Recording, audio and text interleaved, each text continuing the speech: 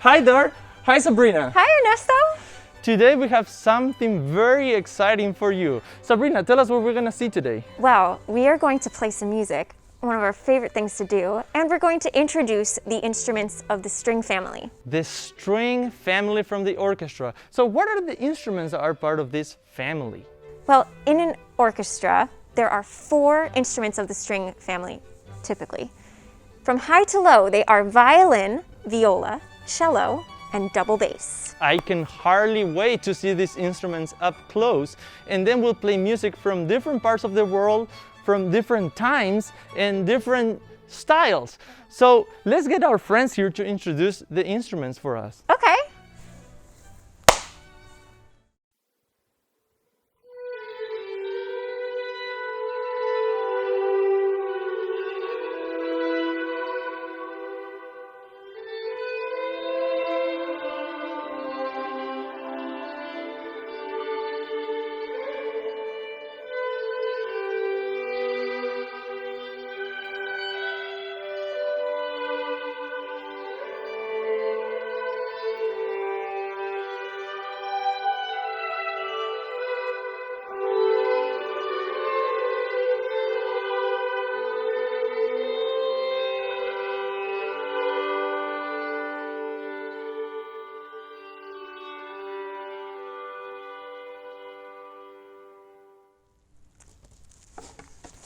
Well, this instrument really doesn't need much of an introduction. Most people can recognize it. It's a violin. And the violin is the smallest of the string family, but do not let that fool you because it is very powerful and it can play super high, like this.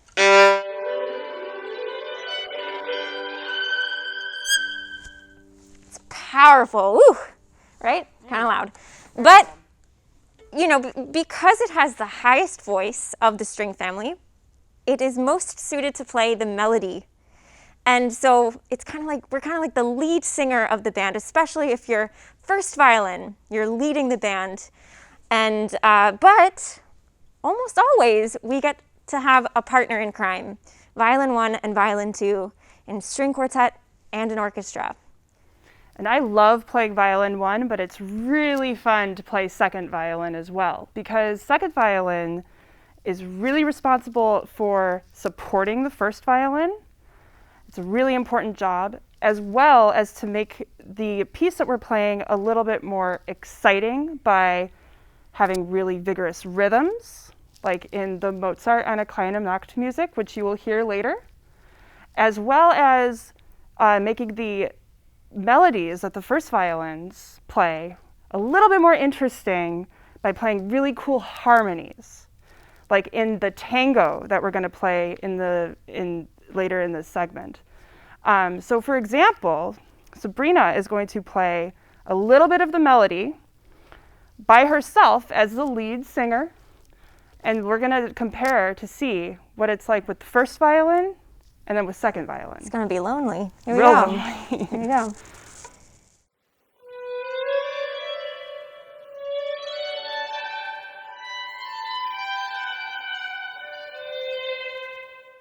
Now let's hear what it sounds when I play. Bad. It's not bad, but it could be a lot more fun. Just wait.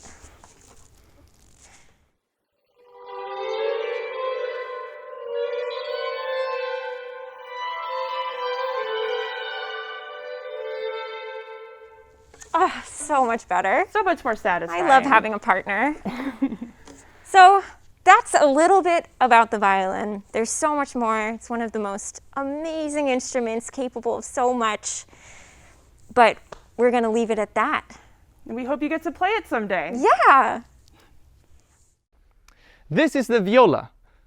Some might say that it looks like a big violin, but in reality, the word violin comes from the Italian violino, which means small viola. So the viola is actually the oldest instrument in the string section, and it lies right in the middle of the string texture, and as such has a lot of control over the tone color of an ensemble and makes everybody else shine beautifully.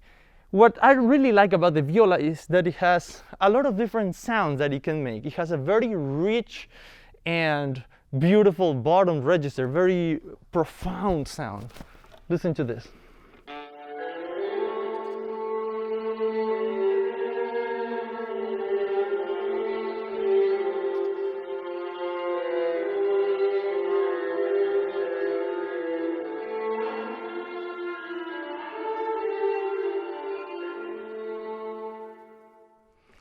It's a nice deep sound, but it also can play pretty high, almost as high as the violin, but not that high. So I'm gonna play a little bit higher so you can hear the difference and try to perceive the different color that the instrument can make.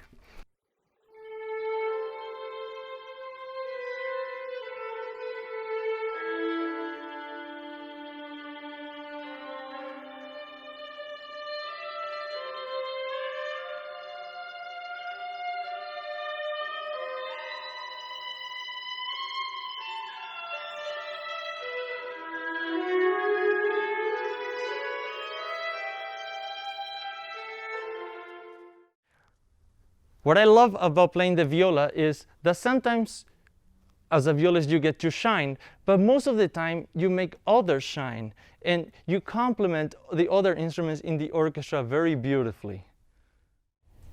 Hi everyone, I play the cello, and you've probably noticed that it's not quite as small as the violin and it's not quite as big as the bass. I get to sit with my instrument just like the double bass, but my strings are a little bit different. I have an A, D, G, and a C, just like the viola. When I was in second grade, I saw a violinist come to my school, and he just played the most flashy, beautiful violin music. And I went home that day, and I told my parents, oh, I really want to play the violin. And my dad, he plays bass. And so he's used to really low notes, as I'm sure you've probably heard from my friend Dave, or you might hear if you haven't heard him already. So the bass plays really low notes. And so my dad was like, I think I want her to play something that can play low notes. And so the day that I was supposed to get my violin, I see this big instrument in the living room. I have no idea what it's called. I just know that it's really big and it's probably not a violin. So he told me it was a cello, and I just started kind of plucking on it, and I heard how low it sounded, and I just kind of fell in love with it immediately. So one of my favorite things about it is that I can play higher notes, maybe not as high as the violin or viola, but like kind of high.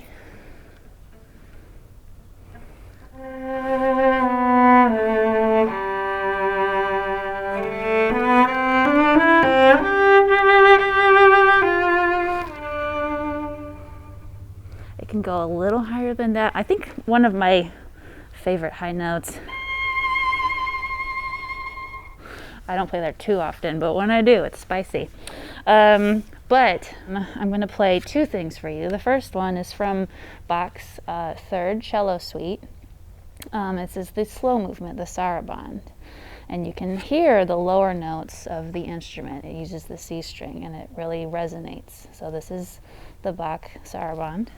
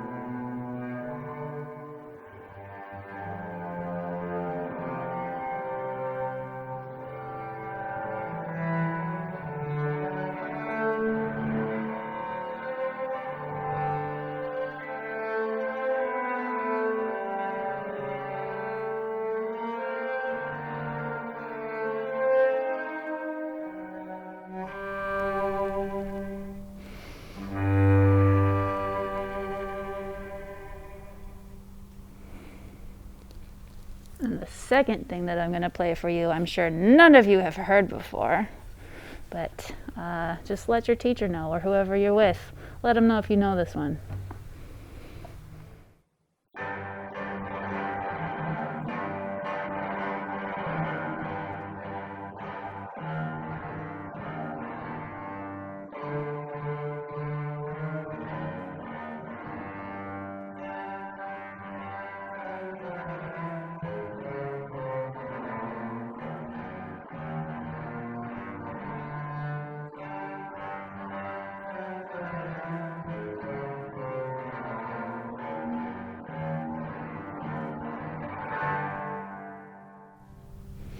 Thank you so much. Have a great day. Hi, yeah, so this is the double bass, and I think it is by far the most interesting instrument in the orchestra for sure, if nothing else, because it's definitely the least standardized. We have two different types of bows. You may see some instruments holding their bow like this, but bass players, we have more types of bows. This is what's called a German bow.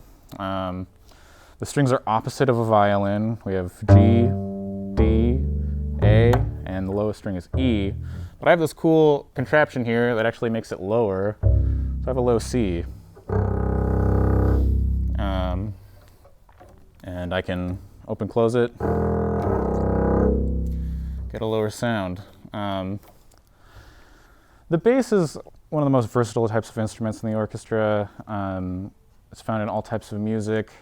I was initially just very attracted to it because of its size, and I was just really enamored with how large it was. And the reason I still play it is because it's actually a very beautiful instrument. You know, it can be, you can make really loud sounds.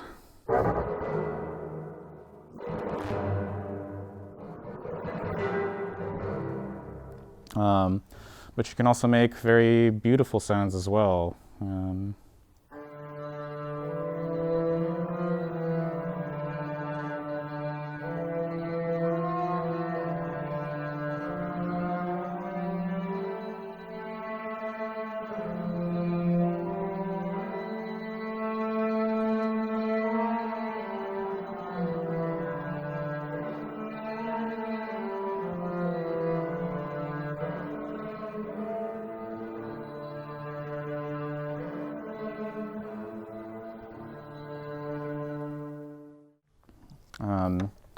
But really my favorite stuff to play is low notes, and I think the bass gets a really expressive, beautiful, dark and mysterious sound. So I'm just going to play a little excerpt from something to demonstrate that.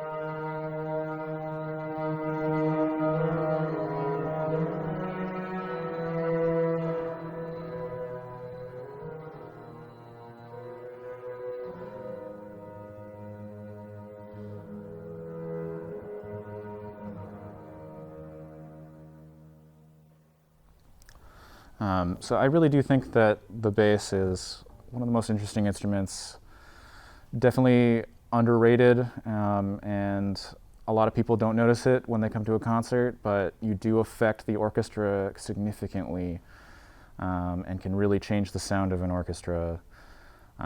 So it's a way of really participating and really being a part of the group without always having to be in the spotlight, which I know is attractive to some people. It definitely was to me. I was not a very extroverted kid, and so this was really a great way of expressing myself without having to, you know, jump into the deep end right away.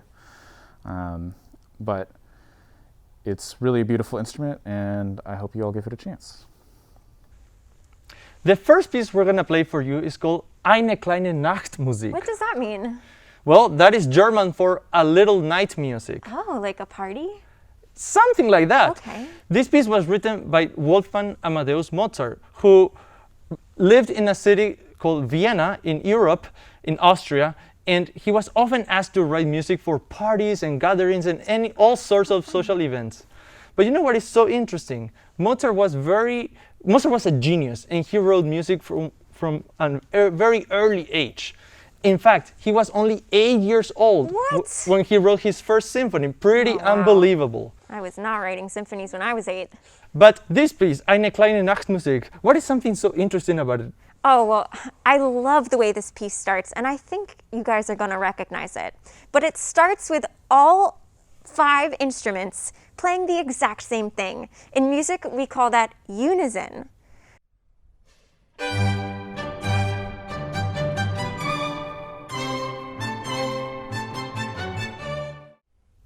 So after this long section of unison, everybody playing the same thing, next comes this triumphant melody, and it's played by the first violin.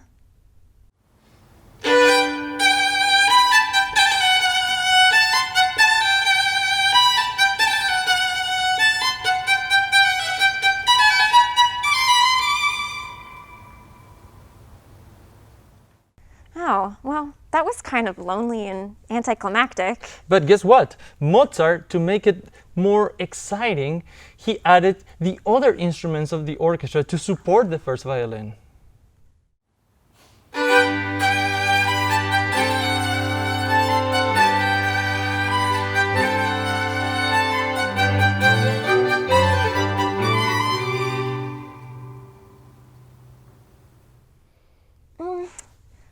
It still wasn't exciting enough. I mean, it should just explode out of the unison section into, this really energetic and vigorous. Well, I'll have you know, this is how Mozart actually wrote it.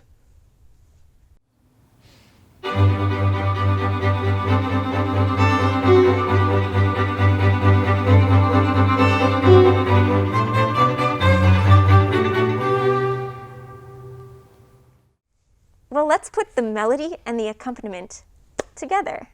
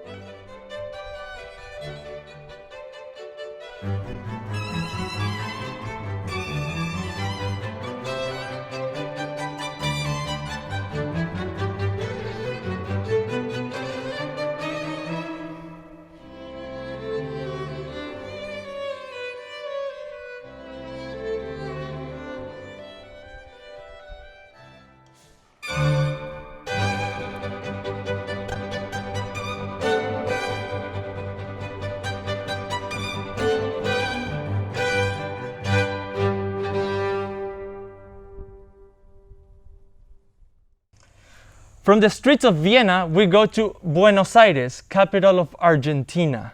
And we're gonna play a tango for you. So the tango is all about contrast. There's the beautiful, sweet, and lyrical section, and then the passionate, brusque, almost gritty section. And it's the balance between the two. That's what life is all about, right?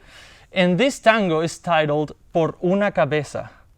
What does that mean? Well, por una cabeza means by a head. And the like- story of this, yes, the head. Okay. And the story of this song is that someone is lamenting that the horse that they picked lost the race, but just a head.